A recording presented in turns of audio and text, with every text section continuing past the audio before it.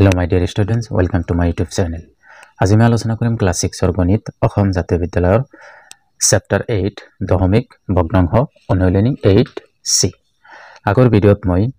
1 ৰ পৰা 5 লৈকে আলোচনা কৰিছো। আজিৰ ভিডিঅ'ত আলোচনা কৰিম 6 ৰ পৰা। তো ব্লগ ভিডিঅ'টো আৰম্ভ কৰো। 6 নম্বৰটো চাওক কি কৈছে ইয়াতে। অমৰে সদায় ৰাতিপুৱা 12.635 কিলোমিটাৰ দূৰত্ব চাইকেল চলায়। এই সপ্তাহত তেওঁ মুঠতে কিমান দূৰত্ব চাইকেল চলাব? তাৰ মানে ইয়াতে কৈছে কি ৰাতিপুৱা সদায় কি 12.635 কিলোমিটাৰ দূৰত্ব চাইকেল চলায়। এইটো এটা টাইমত চলায়, ঠিক আছে। ঠিক তেতিয়া কি কৈছে ইয়াতে এটা সপ্তাহত তেওঁ কিমান দূৰত্ব চাইকেল চলাই যাব পাৰিব বা কিমান দূৰত্ব অতিক্ৰম কৰিব এক সপ্তাহত, সেইটো আমাক উলিয়াব দিছে, ঠিক আছে। এতিয়া exercise 8C class 6 question number 6 solution 6 number question দিয়া আছে কি অমৰে সদায় ৰাতিপুৱা 12.635 কিলোমিটাৰ দূৰত্ব চাইকেল চলায়। এই সপ্তাহত তেওঁ মুঠতে কিমান দূৰত্ব চাইকেল চলায়? তাৰ মানে কি কৈছে ডেইলি যদি ই 12.635 কিলোমিটাৰকে চাইকেল চলায় তেওঁ সপ্তাহত কিমান কিলোমিটাৰ চাইকেল চলালে সেইটো আমাক উলিয়াব দিছে, ঠিক আছে। এতিয়া চোৱা সলিউশনত অমৰে সদায়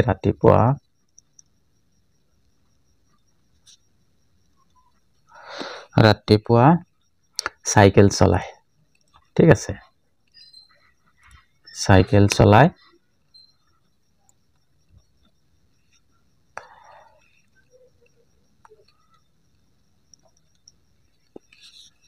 ইয়াতে লিখো মই চাইকেল চলাই কিমান 12.635 ইমান কিলোমিটাৰ, ঠিক আছে। তাৰ পিছত আমাক কৈছে সপ্তাহতে মুঠতে কিমান দূৰত্ব চাইকেল চলায়। তেকে আমাক উলিয়াব দিছে যে এতেকে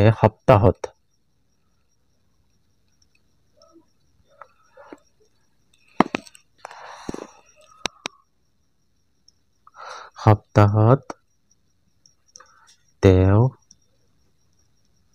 মুঠতে কিমান দূৰত্ব চাইকেল চলায়।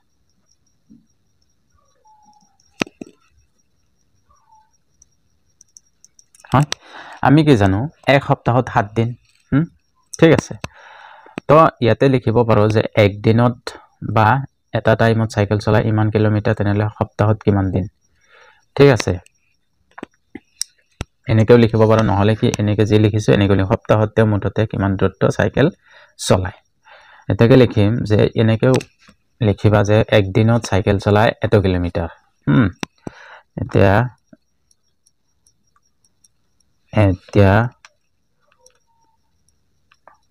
এদিনত চাইকেল চলায় 12.635 কিলোমিটাৰ, ঠিক আছে। আমি কি জানো এক সপ্তাহত ইয়াতে 1 উইকত 7 দিন 7 ডেজ, এইটো আমি জানো, ঠিক আছে। তেনেহলে আমি লিখিম যে তেকে এক সপ্তাহত চাইকেল চলায় কিমান হ'ব 7 ৰ লগত পূৰণ হৈ যাব, ঠিক আছে। 12.635 ইনটু 7 কিলোমিটাৰ, হয়। এতিয়া এইখিনি পূৰণ কৰি দিয়া কিমান হ'ব 12.635 দশমিকটো বাদ দিয়া আগত কি পূৰণ কৰি লোৱা কিমান হ'ব, ঠিক আছে। আগত পূৰণ কৰিলে এনেই তাৰ পিছত 7 5 গুণ 35 35 5 7 3 7 3 গুণ 21 আৰু 3 24 24 4 7 2 7 6 গুণ 42 আৰু 2 44 44 4 7 4 7 2 গুণ 14 আৰু 4 গুণ 18 18 8 7 1 7 1 গুণ 7 আৰু 1 8 হৈ গল। কিমানখিনি কিমান হল 88445, ঠিক আছে। আমাৰ কেই ঘৰ পিছত দশমিক আছিল 1 ঘৰ 2 ঘৰ 3 ঘৰ 1 ঘৰ 2 ঘৰ 3 ঘৰ, তো ইয়াতে হ'ব দশমিক কিমান কিলোমিটাৰ হল এতেকে আমি লিখিব পাৰো এতে লিখিছো যেহেতু তাকো মানে যদি ই নহয় আৰু লিখিব পাৰো যে এতেকে এই সপ্তাহত তেও সাইকেল চলায় 88.445 কিলোমিটাৰ এতিয়া চোৱা তাৰ পিছৰ গণিতটো দিয়া আছে কি এটা গাখীৰৰ পেকেটত 1.750 লিটাৰ গাখীৰ আছে মনা এটা তেনেকুৱা গাখীৰৰ পেকেট 50টা আছে মনাটোত মুঠতে কিমান লিটাৰ গাখীৰ আছে নিৰ্ণয় কৰা যদি 1 লিটাৰ গাখীৰৰ মূল্য 50.70 টকা হয় তেনেহলে মনাটোত থকা গাখীৰখিনিৰ মুঠ মূল্য কিমান হ'ব ইয়াতে দুটা গণিত দিয়া আছে ঠিক আছে তোমালোক অলপ গুৰুত্ব সহকাৰে শুনি লোৱা ইয়াতে কি কৈছে এটা গাখীৰৰ পেকেটত দিয়া আছে 1.75 লিটাৰ এটা পেকেটত কিমান গাখীৰ দিয়া আছে 1.750 লিটাৰ গাখীৰ আছে মনা এটা তেনেকুৱা গাখীৰৰ পেকেট 50টা আছে এক পেকেটত গাখীৰ আছে 1.75 লিটাৰ 0 লিটাৰ আৰু তেনেকুৱা মনা আছে এই পেকেট আছে কেইটা 50টা মনাটোত মুঠতে কিমান লিটাৰ গাখীৰ আছে প্ৰথমত আমি কিমান লিটাৰ গাখীৰ আছে সেইখিনি উলাম ঠিক আছে উলোৱাৰ পিছত আমাক কি কৈছে আৰু লাষ্টত আৰু এটা গণিত দিছে 1 লিটাৰ গাখীৰৰ মূল্য দিয়া আছে 50.70 টকা তো মনাটোত এই যিমান লিটাৰ গাখীৰ আছিল হেল তাৰ লগত এইখিনি পূৰণ কৰি যিমান হ'ব হিমান টকাৰ মূল্যৰ গাখীৰ আছে তাতে ঠিক আছে এতিয়া আমি কৰিলে আৰু ভালকে বুজি পাবা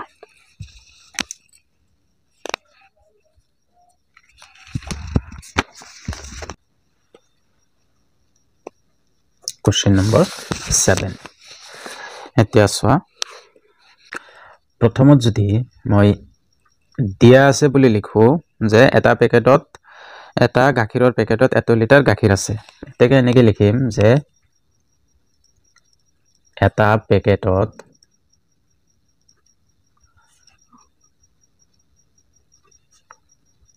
গাখীৰ আছে কিমান লিটাৰ 1.750 লিটাৰ হল তো মনা এটা তেনেকুৱা গাখীৰৰ পেকেট আছে 50টা ঠিক আছে তো মুঠ ইয়াতে লিখিম যে মনা এটাতে মনাটো দি দিয়া মনাটো দিলে গল মনা এটাৰ পেকেটত গাখীৰ আছে ইমান লিটাৰ আৰু হেই মনা এটা তেনেকুৱা গাখীৰৰ পেকেট 50টা আছে হেই মনাটোত হেই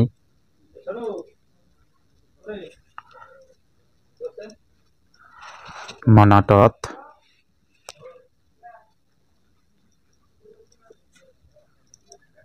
গাখীৰৰ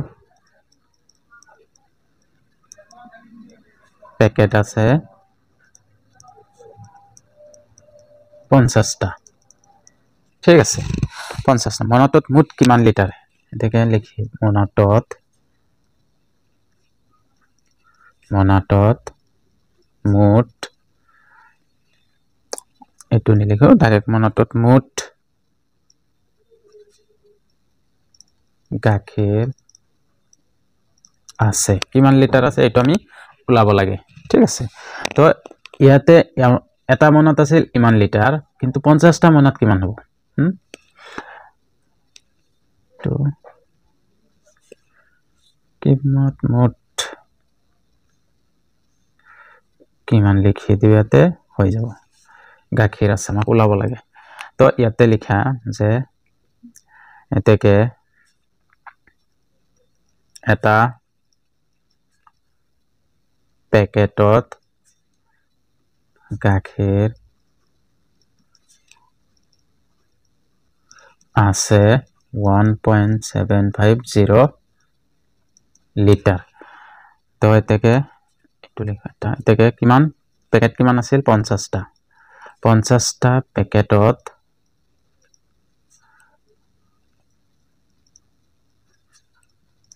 গাখীৰ আছে এক পেকেটত যদি মান হয় 50টা কিমান হ'ব বেছি হ'ব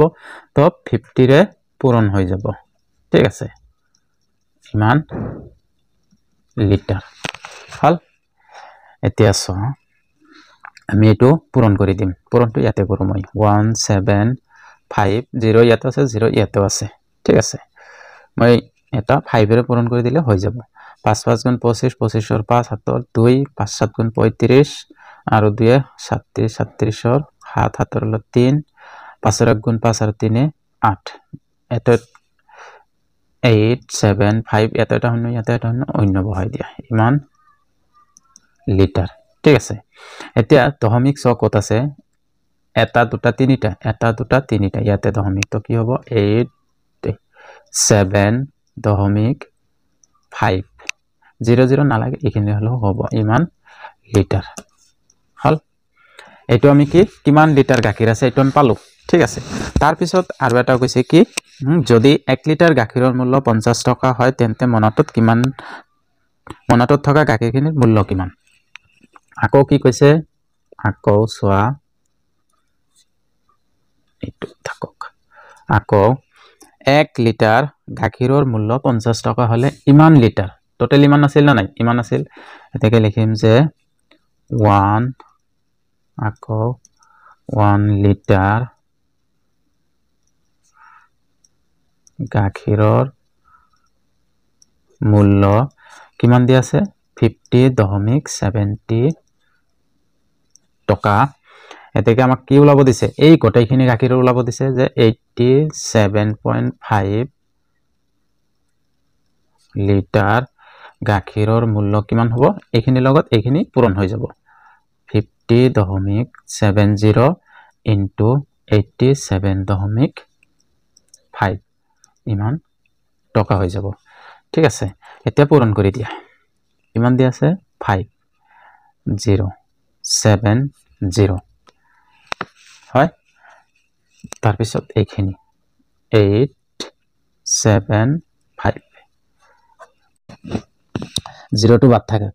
0 টো নালাগে 0 টো পিছত বহাই দিম 5 7 গুণ 35 35 ৰ 5 হাতৰ 3 5 ৰ 0 গুণ 0 আৰু 3 3 5 5 গুণ 25 হল এক বার কাটি দিয়া 7 7 গুণ 49 9 9 হাতত 4 0 4 5 7 গুণ 35 8 5 গুণ 8 7 8 গুণ 56 56 ৰ 6 এই 56 ৰ 6 হাতৰ 5 হাতৰ 0 গুণ 0 আৰু 5 8 5 গুণ 40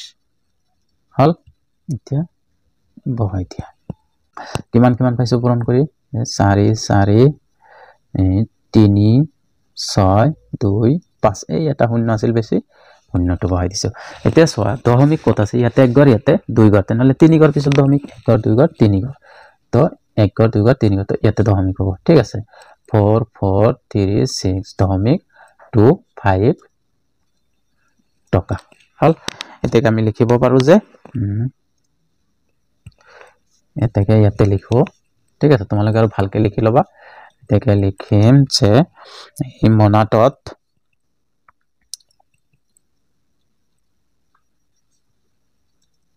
মনাটত থকা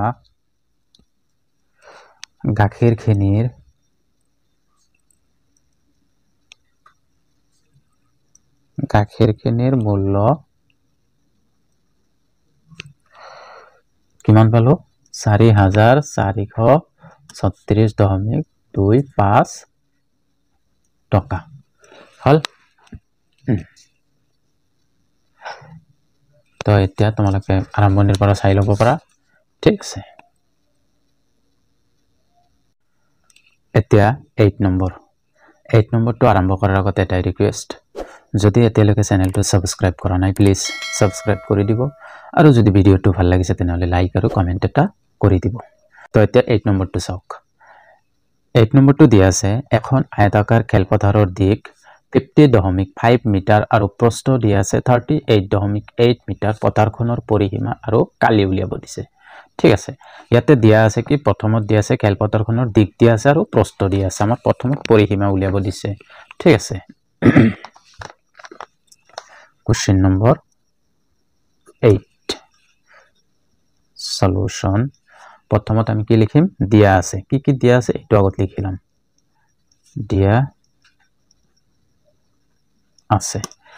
দিয়া আছে কি প্ৰথমত কি খেলপথাৰখনৰ দিক আয়তাকাৰ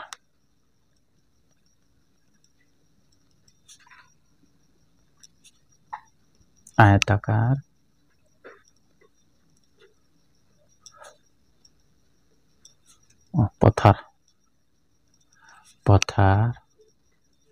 পথাৰখনৰ দিক দিয়া আছে কিমান 50.5 মিটাৰ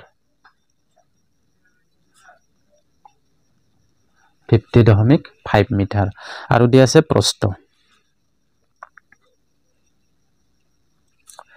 প্ৰস্থ দিয়া আছে 38.8 মিটাৰ ঠিক আছে তো আমাক উলিয়াব দিছে কি ইয়াৰ পৰা আমাক উলিয়াব দিছে প্ৰথমত পথাৰখনৰ পৰিসীমা ঠিক আছে তেকে আমাক উলিয়াব দিছে যে পথাৰখনৰ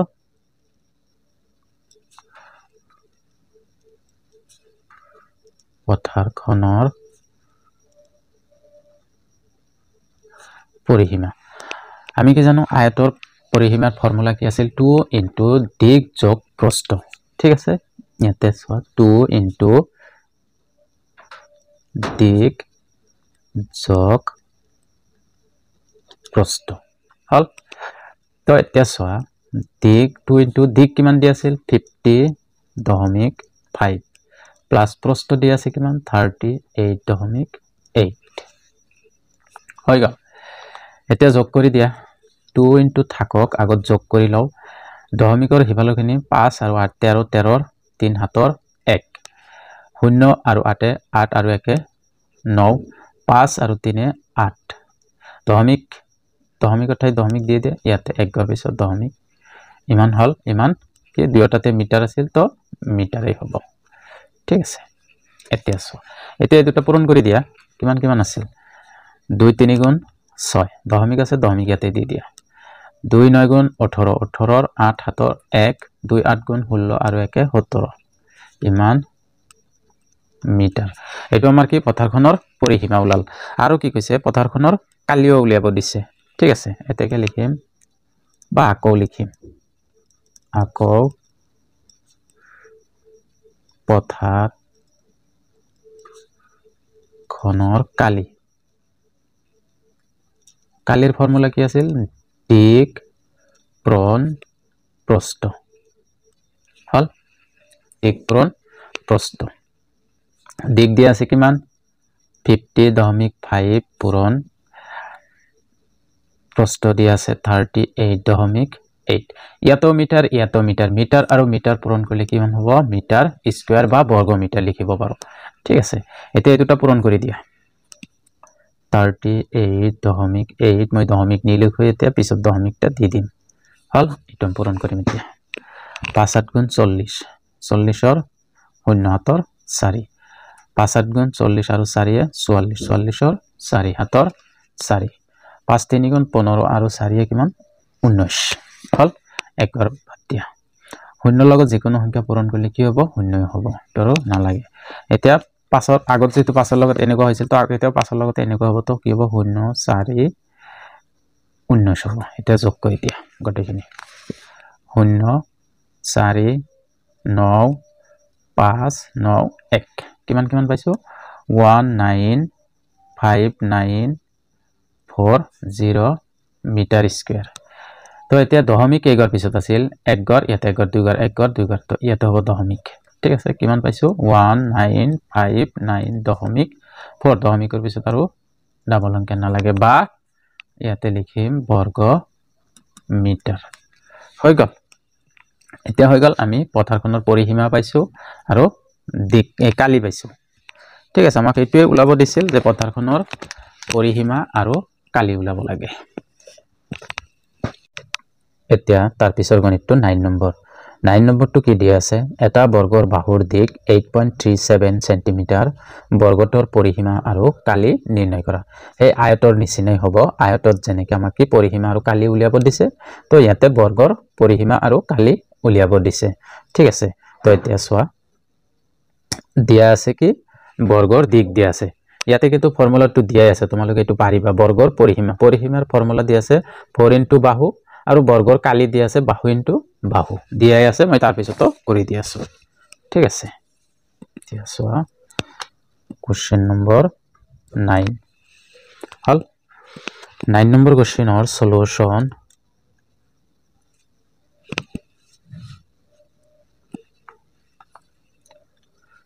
প্ৰথমত লিখিম দিয়া আছে হল দিয়া আছে বৰ্গৰ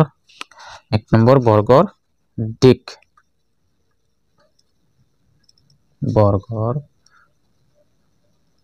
দিয়া আছে কিমান 8.37 সেন্টিমিটার বা সেমি ঠিক আছে এটো আমাক দিয়া আছে আমাক উলিয়াব লাগে কি বৰ্গৰ পৰিসীমা তেকে বৰ্গৰ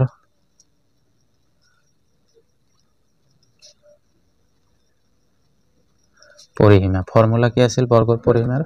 4 ইনটু দিক বা বাহু ঠিক আছে যেহেতু দিক দিয়া আছে মই ইয়াতে দিগে লিখো দিক দিয়া আছে তো দিগে লিখিছো ঠিক আছে 4 ইনটু দিক কিমান দিয়া আছে 8.37 সেন্টিমিটার হল এটা পূরণ কৰি দিয়া 3 4 7 গুণ 28 28 8 হাতৰ 2 4 3 গুণ 12 12 আৰু 2 14 14 4 হাতৰ 1 4 8 গুণ 32 32 আৰু 1 33 ইয়াৰ পৰা 1 গড় 2 গড় 2 গড় পিছত আমি তো ইয়াতে হ'ব সেন্টিমিটার এটো হল আমাৰ পৰিসীমা আকৌ কি কৈছে বৰ্গৰ